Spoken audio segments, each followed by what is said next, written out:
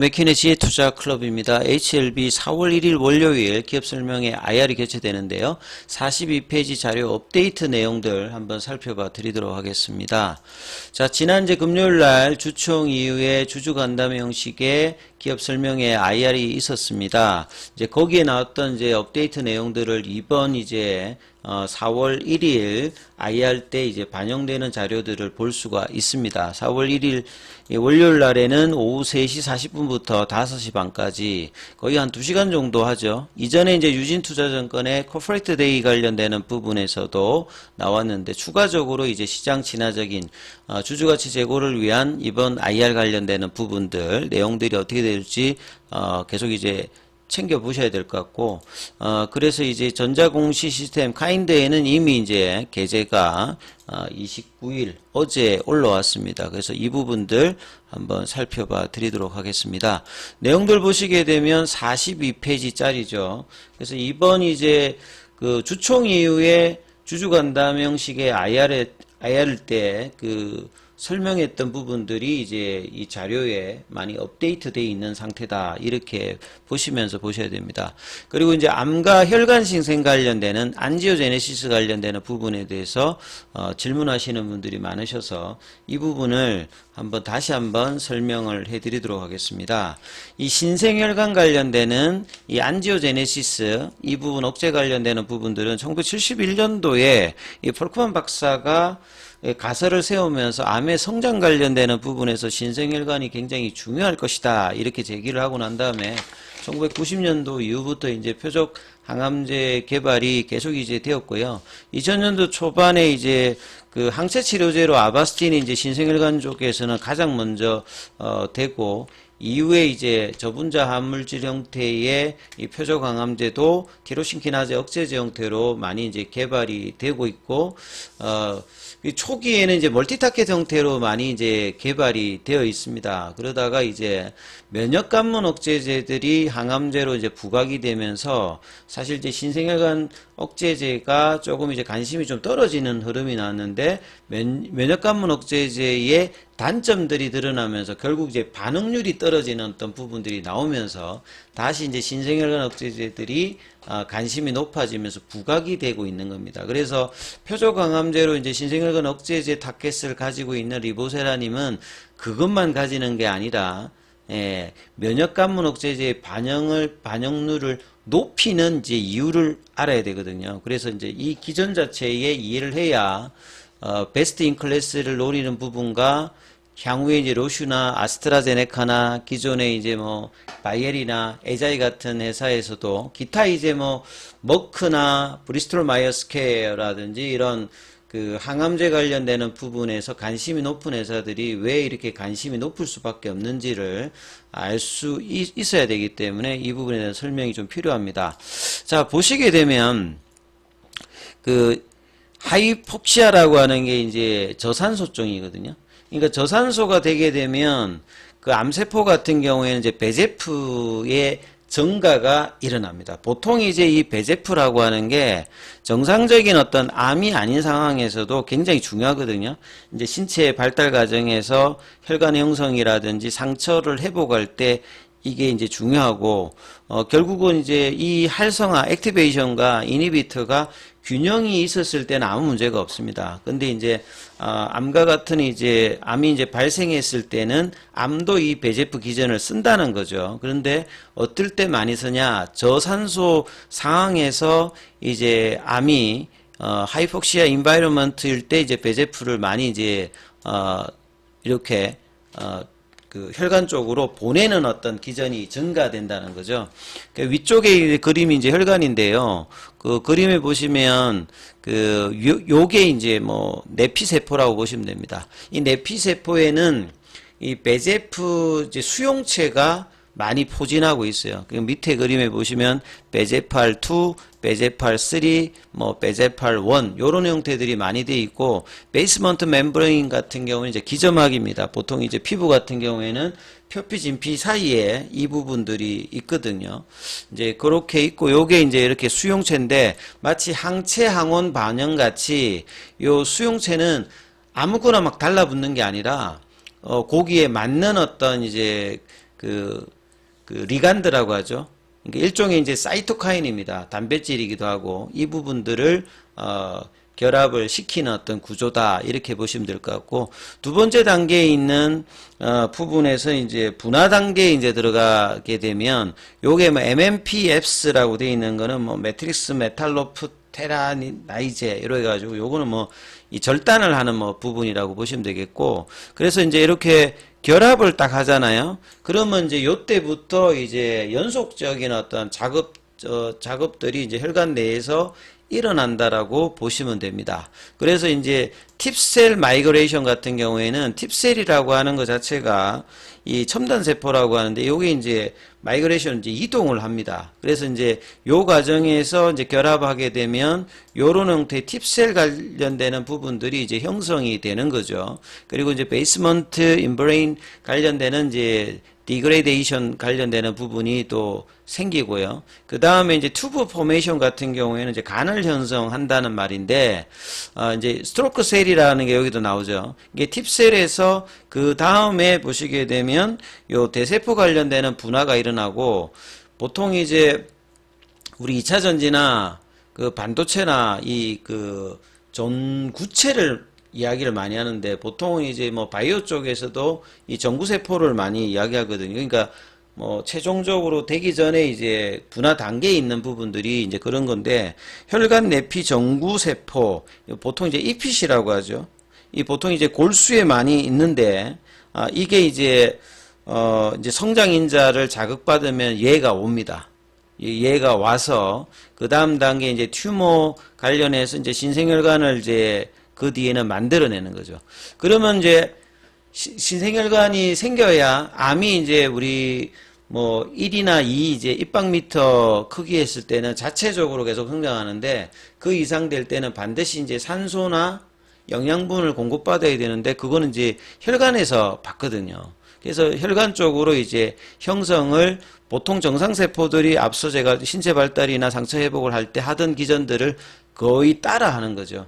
이 베제프 형태로. 근데 이제 이런 현상이 벌어지면 어떤 게 있냐면, 아까 제가 이제 저산소증이라 했잖아요. 그러면 암세포는 이제 이런 기전을 이용하면 주변에 있는 정상적인 부분들은 어떻게 되냐면, 이제 산소가 떨어지죠. 그러면 저산소증에 걸리고 영양이 이제 결핍이 됩니다. 정상적인 어떤 이제, 조직에서는 이런 흐름이 나오면, 이 부분들에서 이제, 정상적으로 요쪽에 이제 가야 될 부분들이 암세포로 가니까 여기가 약해지면서 암세포 주변에는 그 TM이라고 하는 미세종양 환경을 만듭니다. 미세종양 환경을 만들면 정상적인 부분들이 작동을 하지 않으면서 보통 이제 암세포 표면 자체가 두껍고 좀 거칠거든요. 그래서 문제가 있었을 때 이제 면역 반응으로 T세포가 들어와서 정상적인 상황에서는 이 암세포를 박멸하게 되는데 일정 부분 밸런스가 넘어서 이런 종양 미세 환경을 만들면 T세포 자체가 반응률이 왜 떨어지냐면 요런 이제 종양 미세 환경을 만든 상태에서 T세포가 반응률이 떨어지는 거죠. 20%, 30%. 이제 이런 상황이 있으니까 이 면역항암제가 굉장히 기대가 있더라도 반응률이 떨어지는데, 이제 이런 신생혈관 억제제 관련되는 부분을, 이제 처방을 하게 되면 종양 미세 환경 관련되는 부분이 정상화가 되는 겁니다. 일정 부분. 그리고 이제 면역세포의 탈진을 이제 극복하게 되고, 그러면 이제 그 종양 쪽으로 가는 이제 이 혈관들 자체가 사라지게 되면 정상적인 어떤 혈관들이 형성되어서 종양 미세 환경을 만드는 이제 구조 자체가 조금 이제 느슨해지면 면역세포가 이제 암세포로 침투를 할 수 있는 요렇게 만들어주니까 면역 관문 억제제 그러니까 뭐 키트루다라든지 옵티브라든지 캄넬리조막 같은 입장에서는 단순했을 때는 이 종양 미세 환경 관련되는 부분의 블락킹 때문에 반응률이 높이기가 어려웠던 부분들이 이런 이제 신생혈관 억제제 리보세라이 같은 경우를 만들면 반응률도 올라서 그래서 이제 이 효과가 높아진다는 것들을 임상에서 확인하는 구조라는 거죠. 근데 이제 요런 어떤 이제 신생혈관 억제 관련된 어떤 기전을 가지고 있는 그 부분에서도 여러 가지 이제 종류로 나눠지는데요. 여기서도 이제 어떤 식으로 이제 하는지를 좀 이해를 하시면, 도움이 되시는데, 자, 신생혈관 안지오제네시스 관련되는 부분, 이 베제프도 여러 가지 종류가 한 3가지가 있다라고 말씀을 드렸는데, 리셉트가 1이 있고 2가 있고 3이 있죠. 근데 리보세렉 같은 경우는 2를 중심으로 하는 구조고, 그 다음에 이제 베제프의 종류에도 A, B, C, D, E, F, 그 다음에 이제 PIGF, 뭐, 요렇게 여러 가지가 있는데, 요게 이제 항온항체 반응과 같이, 그, 베제프 1에는 요렇게 결합을 하고요. 베제프R2에는 이런 식으로 결합합니다. 그 다음에 베제프R3에는 이런 식으로 결합하거든요. 이렇게 보시게 되면 베제프R2 쪽으로 결합이 많이 되는 걸 볼 수 있죠. 그래서 베제프에서 일으키는 대부분의 혈관 내피세포 기능들이 베제프2를 경유해서 일어납니다. 그렇기 때문에 베제프R2를 타켓으로 하는 리보세라닉 같은 경우에는 효과가 가장 높을 수 있는 부분을 이야기를 하는 거고, 그 다음에 이제 베제프R1 같은 경우에는 이제 이동을 촉진하는 형태고요. 베제팔 3 같은 경우에는 이런 이제 림프관 생성 관련되는 부분을 뭐 담당하는 어떤 구조다. 그래서 어떤 이제 바이오마커를 기반으로 해서 표적항암제가 이제 진행되느냐에 따라서 효과나 효능, 부작용이 다 이게 다를 수 있는 어떤 부분을 가지고 있죠. 그래서 아바스틴 같은 경우에는 가장 먼저 신생혈관 억제제로 개발이 되어서 허가를 받았는데, 이 아바스틴 같은 경우에는 분자 구조가 크기 때문에 이런 이제 세포막 안쪽으로 못 들어오거든요. 그러니까 세포막 밖에서 이 수용체를 타켓을 하든 아니면 이제 베제프를 타켓을 하는데, 여기는 요 베제프를 타켓을 하는데 베제프 종류 중에서 A를 타켓합니다. 예. 그 항반 변성에서 루센티스 같은 경우에도 그 베제프 A를 타켓을 하거든요. 여기를 이제 블락킹을 해서 이 베제프 A가 이 베제프 R 여기에 결합을 못하게 하는 거죠. 근데 이제 반면에 리보세람이라든지 바이엘의 그 소라페닙이라든지 에자이의 렘바티닙이라든지 이런 어떤 이제 경구용 치료제 같은 경우에는 티로신키나제 억제를 해가지고 그 베제프가 베제프 R과 결합을 하게 되면 그 다음 단계로 세포 이제 내부적으로 그 시그널링 이제 패스웨이가 진행이 되는데, 거기에 그 티로신키나제라고 하는 이 부분을 억제하는 겁니다. 예. 이 부분을 이제 억제하는 어떤 형태로 블락킹을 해서 신호 전달을 막아서 이제 이 신생혈관 억제 관련되는 부분을 하는 부분이거든요. 근데 이제 리보세라닉 같은 경우는 앞서 말씀드렸듯이 베제팔2를 중심으로 하고, 이 베제팔2라고 하는 것 자체가 이 모든 그 부분이 이제 경유되는 어떤 흐름이기 때문에 효과가 뭐 큰 부분들. 그 다음에 이제 초기 2000년 초반에 이제 개발되었던 뭐 소라페님이라든지 그 뒤에 이제 뭐 간암 쪽에서 허가받았던 렘바티닙이라든지 요 수니티닙 같은 경우에는 닙은 다 이제 경구용 치료제입니다. 맙은 이제 다 주사제라고 보시면 될 것 같고, 요거는 이제 하이자의 수텐이거든요.